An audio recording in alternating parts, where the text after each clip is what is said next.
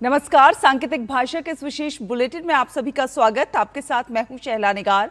मेरे साथ है मेरी सहयोगी मनीषा, जो साइन लैंग्वेज में आप तक खबरों को पहुंचा रही हैं। शुरुआत हेडलाइंस के साथ।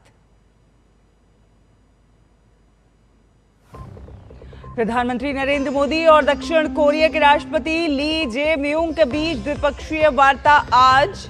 व्यापार, निवेश, टेक्नोलॉजी और रक्षा सहयोग पर बातचीत होने की संभावना।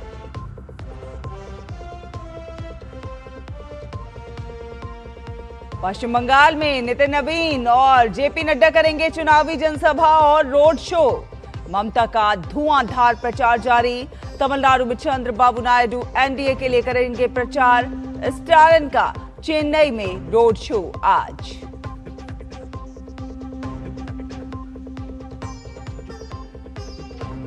भारत और अमेरिका के बीच व्यापार समझौते को लेकर फिर होगी बात। मुख्य वार्ताकारों के बीच वॉशिंगटन में 3 दिन तक होगा मंथन।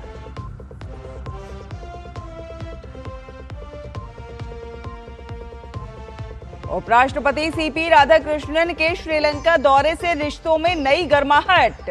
भारत ने ओवरसीज सिटीजन ऑफ इंडिया योजना में दी ढील। मछुआरों की रिहाई के लिए जताया आभार।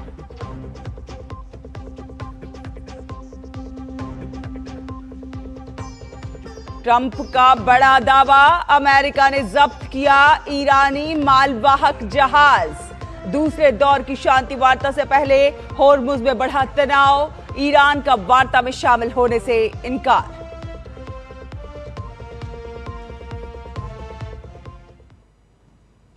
और अब खबरों को विस्तार से देख लेते हैं। आपको बता दें कि दक्षिण कोरिया के राष्ट्रपति ली जे म्योंग आज प्रधानमंत्री नरेंद्र मोदी के साथ द्विपक्षीय वार्ता करेंगे। दोनों नेता कई क्षेत्रों में आपसी सहयोग को मजबूत करने पर चर्चा करेंगे। इसमें व्यापार, निवेश, आर्टिफिशियल इंटेलिजेंस, सेमीकंडक्टर, जहाज निर्माण और महत्वपूर्ण और उभरती प्रौद्योगिकियों, जन संबंधों और सांस्कृतिक आदान प्रदान सहित विभिन्न क्षेत्रों में द्विपक्षीय सहयोग को मजबूत करने के मुद्दे शामिल हैं। दोनों नेता पारस्परिक हित के क्षेत्रीय और वैश्विक मुद्दों पर भी विचार विमर्श करेंगे। ये राष्ट्रपति ली की पहली भारत यात्रा है। उनके साथ प्रथम महिला किम हे कियांग, मंत्री, वरिष्ठ अधिकारी और व्यावसायिक प्रमुख सहित एक उच्च स्तरीय प्रतिनिधिमंडल भारत के दौरे पर है। इससे पहले दक्षिण कोरिया के राष्ट्रपति ली जे म्योंग का राष्ट्रपति भवन में औपचारिक स्वागत किया जाएगा। इसके बाद वे राजघाट पर राष्ट्रपिता महात्मा गांधी को श्रद्धा सुमन अर्पित करेंगे। प्रधानमंत्री नरेंद्र मोदी के साथ द्विपक्षीय वार्ता के बाद दोनों नेताओं के बीच सहमति पत्रों का आदान प्रदान होगा और दोनों नेता संयुक्त प्रेस वार्ता करेंगे। इसके बाद राष्ट्रपति ली भारत मंडपम में बिजनेस फोरम कार्यक्रम में शामिल होंगे।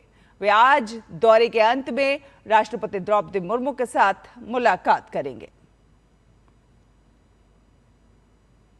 और विदेश मंत्री डॉक्टर एस जयशंकर ने कल नई दिल्ली में दक्षिण कोरिया के राष्ट्रपति ली जे म्योंग से मुलाकात की। डॉक्टर एस जयशंकर ने विभिन्न क्षेत्रों में द्विपक्षीय सहयोग को संबंधों को और ज्यादा गहरा करने के लिए दक्षिण कोरियाई राष्ट्रपति की प्रतिबद्धता की सराहना की। विदेश मंत्री ने यह विश्वास भी जताया कि दक्षिण कोरियाई राष्ट्रपति की प्रधानमंत्री नरेंद्र मोदी के साथ होने वाली वार्ता दोनों देशों के विशेष रणनीतिक साझेदारी को और मजबूत करेगी। और अब बात करते हैं चुनावी राज्यों की। तो पश्चिम बंगाल में चुनाव प्रचार जोरों पर है। बीजेपी के राष्ट्रीय अध्यक्ष नितिन नवीन और जेपी नड्डा राज्य में एनडीए के लिए जमकर प्रचार कर रहे हैं। आज नितिन नवीन तमलुक में चुनावी रैली करेंगे, तो वहीं दोपहर में मेदिनीपुर और केशियारी में रोड शो कर बीजेपी के संकल्प को बंगाल की जनता तक पहुंचाएंगे।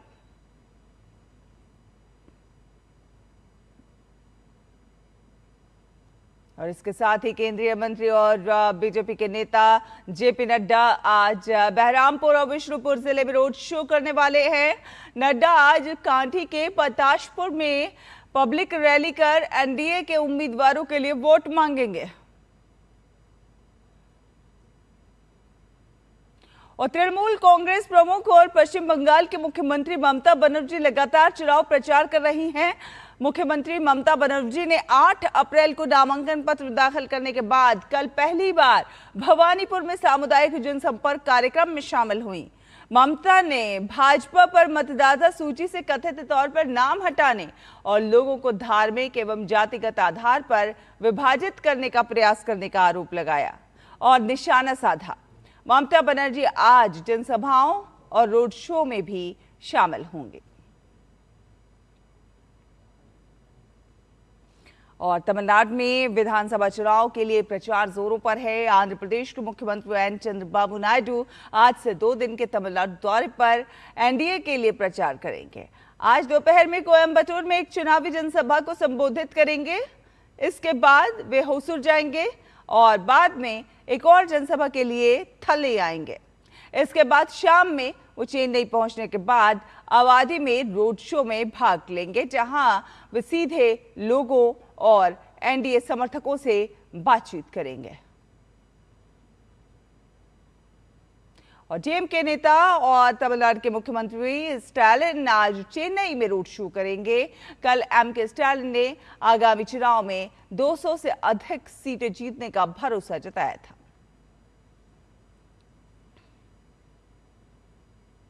उपराष्ट्रपति सीपी राधाकृष्णन श्रीलंका के दौरे पर हैं। उपराष्ट्रपति श्रीलंका के नुवारा एलिया की यात्रा करेंगे और अपनी इस यात्रा के दौरान वो भारतीय आवास परियोजनाओं का दौरा करने के साथ ही तमिल समुदाय के लोगों से बातचीत भी करेंगे।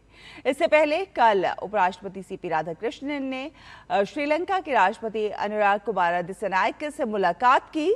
दोनों नेताओं ने साझा इतिहास और सांस्कृतिक मूल्यों पर आधारित बहुआयामी भारत श्रीलंका संबंधों को और प्रगाढ़ करने के बारे में चर्चा की।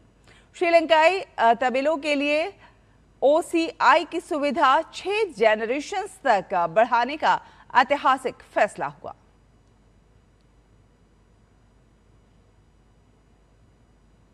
भारत और अमेरिका के बीच द्विपक्षीय व्यापार समझौते पर आज से वॉशिंगटन डीसी में बातचीत शुरू होगी।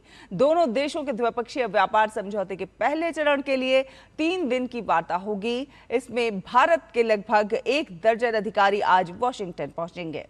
अमेरिका में शुल्क ढांचा बदलने के बाद दोनों पक्ष उस समझौते पर फिर से विचार कर सकते हैं, जिसका मसौदा 7 फरवरी को जारी किया गया था।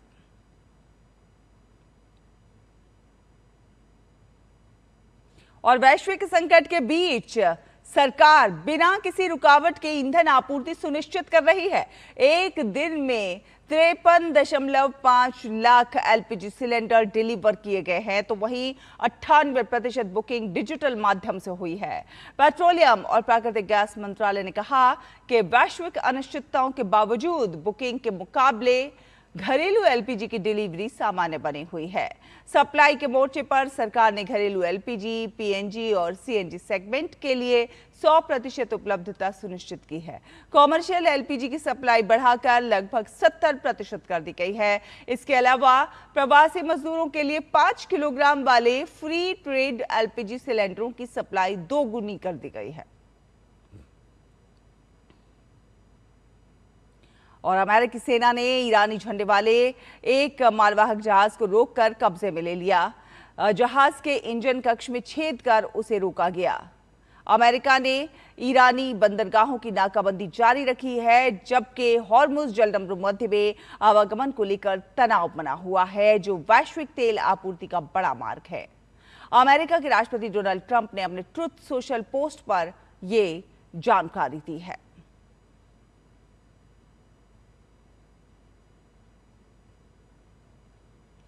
ईरान की सरकारी समाचार एजेंसी के अनुसार ईरान ने अमेरिका के साथ दूसरे दौर की शांति वार्ता में शामिल होने से इनकार कर दिया है। डोनाल्ड ट्रंप ने पाकिस्तान में नई वार्ता की बात कही और चेतावनी दी कि समझौता न होने पर कड़ी कार्रवाई होगी। ईरान ने अमेरिका पर अवास्तविक मांगें, बार बार बदलते रुख और नौसैनिक नाकेबंदी का आरोप लगाया।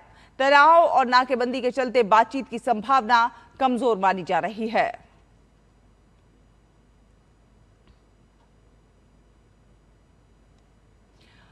और बात करते हैं खेलों की, तो इंडियन प्रीमियर लीग में पंजाब किंग्स की जीत का सिलसिला लगातार जारी है। कल खेले मैच में पंजाब की टीम ने लखनऊ सुपर जायंट्स को 54 रन से हरा दिया और पहले बल्लेबाजी करते हुए पंजाब ने 20 ओवर में 254 रन का विशाल स्कोर खड़ा किया। जवाब में लखनऊ सुपर जायंट्स 20 ओवर में 5 विकेट पर 200 रन ही बना सकी। इस जीत के बाद पंजाब की टीम 11 अंक के साथ शीर्ष पर मजबूती से बरकरार है, तो वहीं लखनऊ की टीम 4 अंक के साथ 8वें स्थान पर बरकरार है। इसी के साथ इस विशेष बुलेटिन में फिलहाल इतना ही। मुझे, मनीषा को और हमारी पूरी टीम को दीजिए अनुमति। नमस्कार।